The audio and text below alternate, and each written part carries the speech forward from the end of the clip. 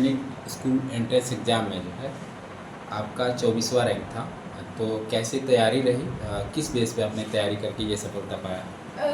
जब मैंने 7th class pass कर लिया, फिर मैं जब 8th में आई तो मुझे पता था कि मुझे इस ईयर प्रिपरेशन करके सैनिक स्कूल क्वालिफाई करना है। तो मैं स्टार्टिंग से ही उसकी प्रिपरेशन में लग गई, रेगुलर स्टडी की, प्रैक्टिस की, टेस्ट दिए और मैथ्स पे मोर फोकस किया क्योंकि मैथ्स का वेटेज ज़्यादा है, 200 मार्क्स। तो मैथ्स में जो अच्छा कर लेगा उसका overall performance will be good and even the rank will be better.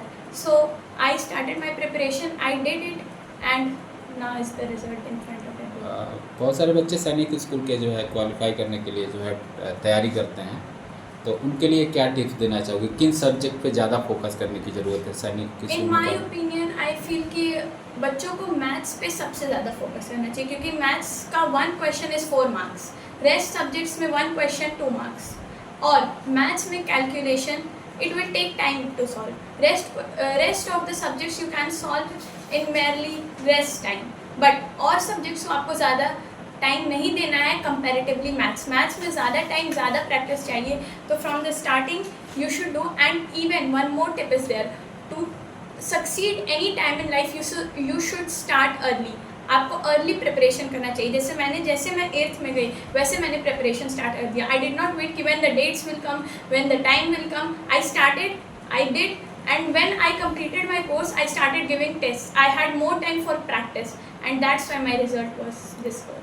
अपनी इस सफलता के लिए किसको श्रेय देना चाहोगे? जो है स्कूल, गार्जियन, किसको?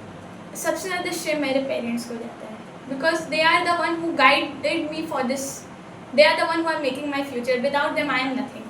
So that is why I would like to give it to my parents and then to my teachers who guided me on this path on only academics. But parents are the one who जो आपको संस्कार दें, जो आपको सब कुछ सिखाएं। तो that's why I would like to give it first and foremost to my parents. आगे प्रसा क्या बनना चाहती है? किस सेक्टर में जाना चाहती है? आगे आई वुड लाइक टू, पहले तो बोर्ड्स, उसके बाद I am planning to do IIT। उसके लिए मुझे बहुत प्रिपरेशन करनी है। उसके बाद आई एम थिंकिंग कि I will also become an IAS because I want to change the nation. उसके लिए कुछ नया करना है because the India is yet developing. So I want to change India, I want to make it a better nation. जनपद कुशीनगर में जो है आप इतने छोटे से जगह से उभर कर एक नया कीर्तिमान हासिल किया है, कैसा फीलिंग हो रहा है? जब मैंने पेपर दे लिया, आंसर किया है, मैंने मैच किया, I was expecting under 100, under 50, but man I saw कि all India rank 24, I was shocked. सच में मुझे भरोसा नहीं हुआ कि मेरी इतनी अच्छी रैंक आ सकती है। And in girls I got all India rank 1, so that was a great proud moment for me and even for my parents.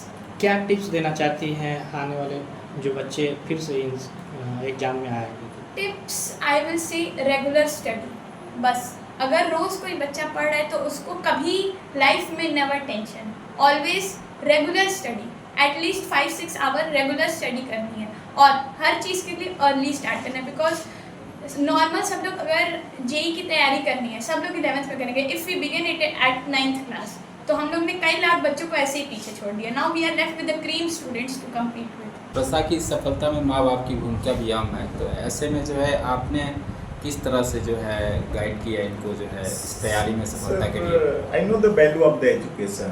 If minus the education from my life, I am zero. Because whatever today I having, because of education. And this thing understand my father also. क्योंकि पटखौली से उन्होंने हमको गोरखपुर भेजा। वो आई remembering कि 98 उनके पास 2 जोड़ी धोती कुर्ता होता था, 25 पैसे का सर्फ आता था और चिवड़ा और गुड़ उनके दुकान पे भी नहीं खाते थे।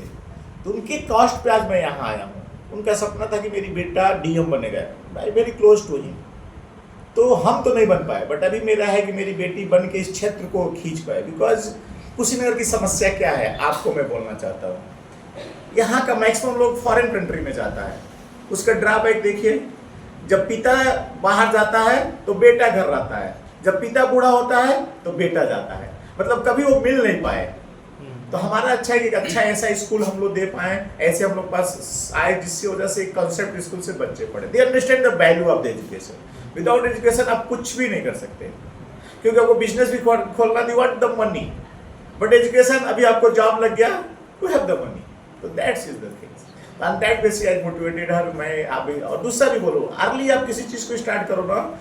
मेरे बच्चे बोर्ड में भी 10 बजे रात को सो जाते हैं, कभी भी, दोनों के सामने बोल रहा हूँ, कभी वो 10 के बाद पढ़े ही नहीं, और 7 बजे उठते भी हैं। चूँकि कुशीनगर जो है शिक्षा के क्षेत्र में बहुत पहले से देखा जा रहा है, बहुत पिछड़ा इलाका माना जाता था। ऐसे में आजकल के बच्चे दिन प्रतिदिन अच्छी अच्छी प्रतिभाएं निकल के सामने आ रही हैं, तो पेरेंट्स के लिए आप क्या कहेंगे? मैं बोल रहा हूँ ना, पेरेंट्स को क्या है, पेरेंट्स को अपना टाइम देना है। जैसे हमने पेरेंट्स को क्या ड्रॉबैक है, जैसे आप पेड़ लगाते हैं, पेड़ सूखता है तो आप कभी पेड़ को दोषी देते हैं, क्या बोलते हैं, हमने टाइम से खादर नहीं दिया, हमने टाइम से पानी नहीं दिया। बट जब बेटा मेरा खराब होता है तो बेटे को गाली देते, but he not in the mistake, because मेरे दोनों बेटों को मैंने सेम मॉनिटरिंग की। आई रियलाइज कि अगर पेरेंट्स अपना टाइम दे, टाइम से खाद पानी दे, तो दोनों अच्छे निकलेंगे, चाहे उसके 4 भी बच्चे हों। बट वो पेरेंट्स टाइम पे समय नहीं देता है, अब बाद में अपने बच्चे को बलि का बकरा बना देता है। मैं कभी बच्चों के खिलाफ नहीं रहा हूँ, इसीलिए मेरा सपना है कि मैं एक ऐसा कॉन्सेप्ट स्कूल इस क्षेत्र को दे पाऊँ जहाँ से हर गरीब बच्चा अच्छा बन के निकले। लीडरशिप जो यहाँ की है ना, मैक्सिमम लीडर क्या है, 2 टाइम में मिलने जाते हैं। एक उसके वहाँ कोई शादी ब्याह होता हो या कोई मरा है तो कंधा देने, अरे बीच में जाओ यार ताकि उसका जीवन बदले। यू सी, कोई लीडरशिप, इसके वहाँ वो मरा मिलने चला गया, उसके बाद तिलक है चला, अरे बीच में उसको ज्ञान दो यार। आप जो है शिक्षा और समाज के क्षेत्र में जो है सुधार के लिए लगातार प्रयासरत रहते हैं। ऐसे में परिवार की एक बेटी सफल हुई है शिक्षा के क्षेत्र में और बेहतर रैंक आया, तो क्या कहना चाहेंगे जो है? किसी भी गार्जियन के लिए बच्चों की सफलता बहुत बड़ी खुशी की बात है। तो मैं तो इसमें यही कहूँगा कि बच्चे आगे बढ़ रहे हैं तो हम लोगों को बहुत ही खुशी मिल रही है इस चीज़ से, और इसका लाभ आने वाले दिनों में क्षेत्र और समाज को निश्चित रूप से मिलेगा। सीबीएसई बोर्ड द्वारा जो है घोषित परिणाम में आप 97% जो है अंकों के साथ सफल हुए हैं, बेहतर रैंक भी था गोरखपुर जनपद में, तो क्या किस तरह की तैयारी हुई? कुशीनगर जनपद के बच्चों को खासतौर पे क्या कहना चाहेंगे, इस सफलता के लिए क्या करना होगा? उन्हें रोज़ पढ़ना चाहिए और रोज़ का काम रोज़ करना चाहिए, कल पे टालना नहीं चाहिए। उन्हें अपना काम रोज़ करना चाहिए, कल पे नहीं टालना चाहिए। यदि रोज़ का काम रोज़ करेंगे तो उन पर ज़्यादा लोड नहीं आएगा परीक्षा के समय। बहुत सारे बच्चे कहते हैं एग्ज़ाम जो असली तैयारी होती है एग्ज़ाम के समय में, तो क्या सही है ये, एग्ज़ाम के समय में ही असली तैयारी होती है या फिर पूरे साल रेगुलर जो समय होता है सुबह और शाम का पढ़ना?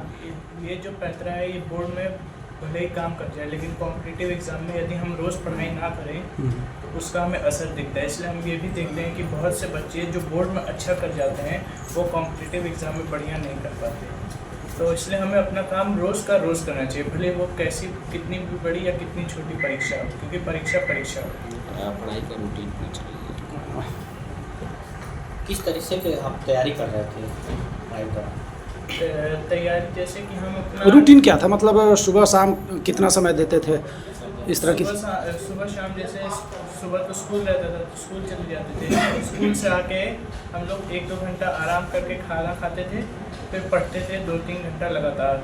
उसके बाद हम लोग 1-2 घंटा खेलते थे, फिर दोबारा पढ़ते थे और 9-10 बजे के बाद खाना खा के सो जाते थे। क्या लक्ष्य है आपका, आगे पढ़ के क्या बनना है?